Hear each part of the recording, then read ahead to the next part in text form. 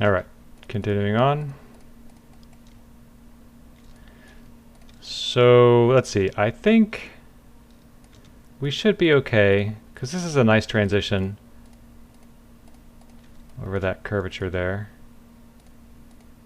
This is going to be fine. Although this is such a thin little piece here, I may end up breaking it off and putting it on this middle area here. Or we could just keep going.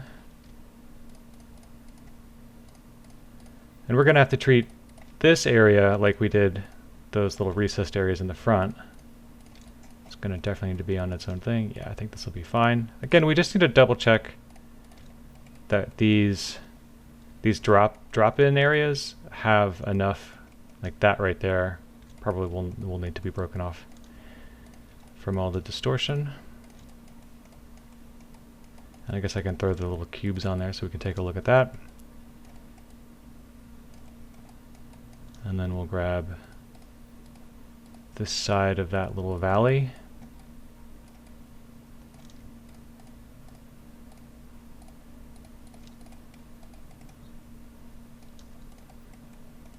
Make sure everything's selected. Okay, create, camera based, unfold.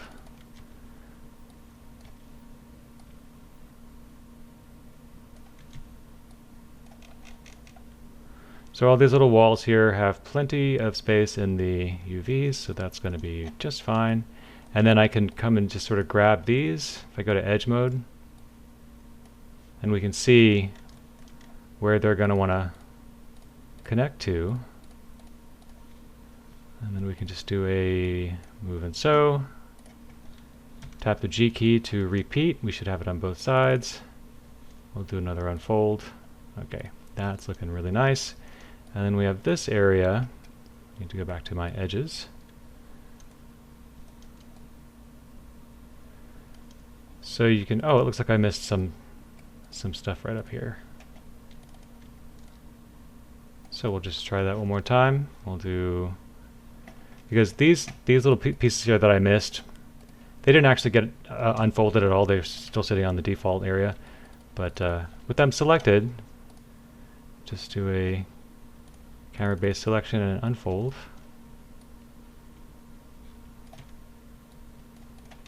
And so you can see with these very, very simple operations here, we can get a very significant amount of this stuff done.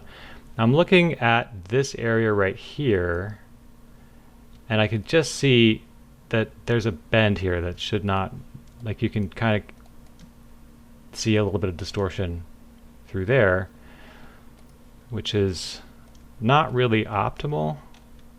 So if I can find, I mean, I'm not gonna be married to this if it doesn't work, but we can do a cut there and then just try.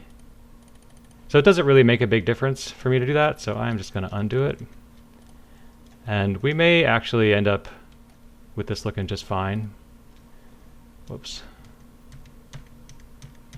I hit too many buttons. There we go. So I'm going to leave it for now, and I wonder what's going on here. There's some, I just must have just activated some selection, maybe one of these guys. 1 second. Yeah, I guess I just hit UV shell. So basically that just limits your selection options to UV shell. And I'm not really going to need that to be my main filter.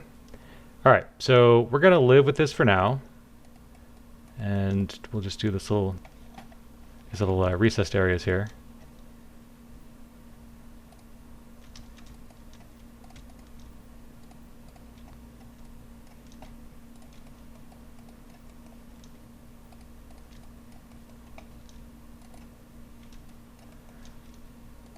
And for these, because there's such a, go to camera based, unfold. We're going to have to cut it, cut the UVs to get a decent layout. And I'll show you what I'm talking about here. So if I just go to cut, and the corners there, think of it like a cardboard box. If you wanted to lay it flat, you would have to cut it there. And then we'll do an unfold, and that's just looking way better, right? Like that's gonna give us very little distortion, nice clean bakes. This area though still feels a little bit stressed, so I'm gonna need to come over here, probably cut it there, do an unfold, or sorry, cut, and then unfold. Yeah, okay, better. Straighten that out just a little bit.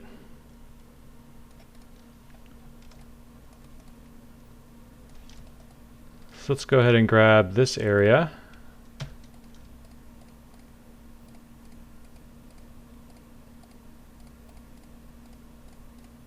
Just get all of those faces.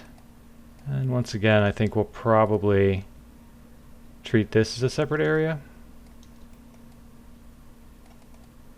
I'm going to go ahead and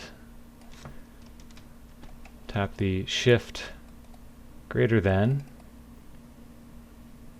to get all that stuff. We'll do a camera based.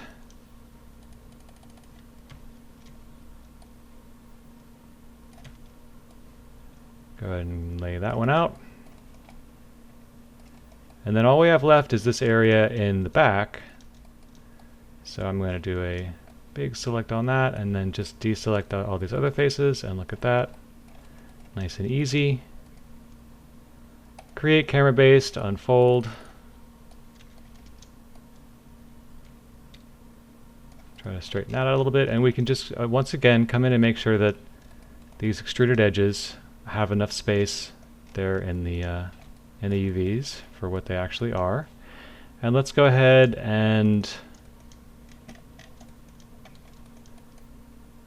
try to straighten some of this stuff up a little bit.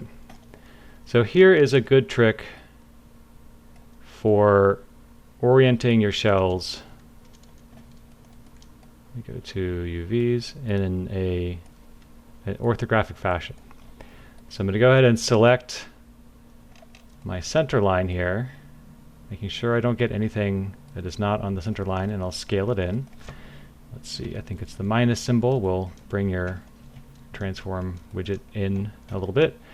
And then I'm going to pin it. So those verts that are UVs are now locked down. And I'm going to do the exact same thing over here. Looks like there's a little bit of a divot there, so I'm not going to mess with that. And I'm going to convert my selection to UVs. I've got to deselect the other side there. Oh, I've still got my symmetry on, so we'll go ahead and I wonder what's going on there. Oh, it's because I have, when you have edges, you have UVs on both sides, but I think, yeah, that's not what I want. So go ahead and just make sure you've got symmetry turned off and just one little area there. And then I'll pin those.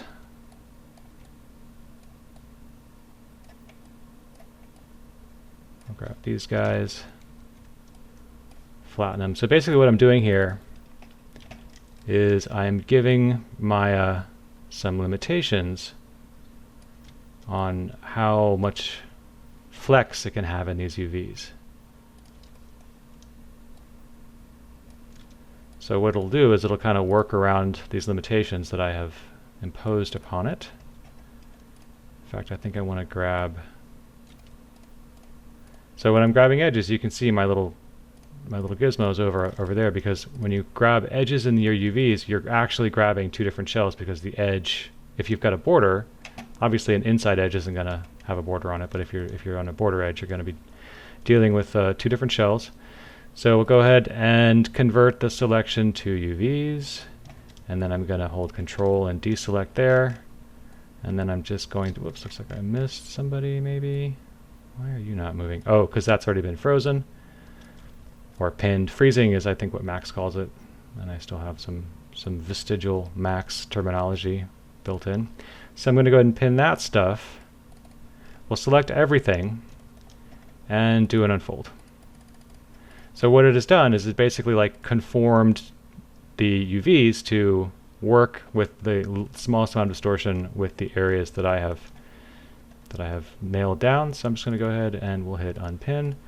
And that is now going to pack a little bit better, probably, than before. Maybe let me just come over here and go to my UVs and do a little unfold there, just to get some of that shape back in.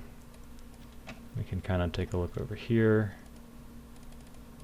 So we haven't significantly changed the bounding box by doing those little operations, but we just get a little bit of a more accurate read on what those UVs need to look like. And I can see that I'm at 10 minutes now, so I'm going to go ahead and stop it, and we will pack the UVs in the next video.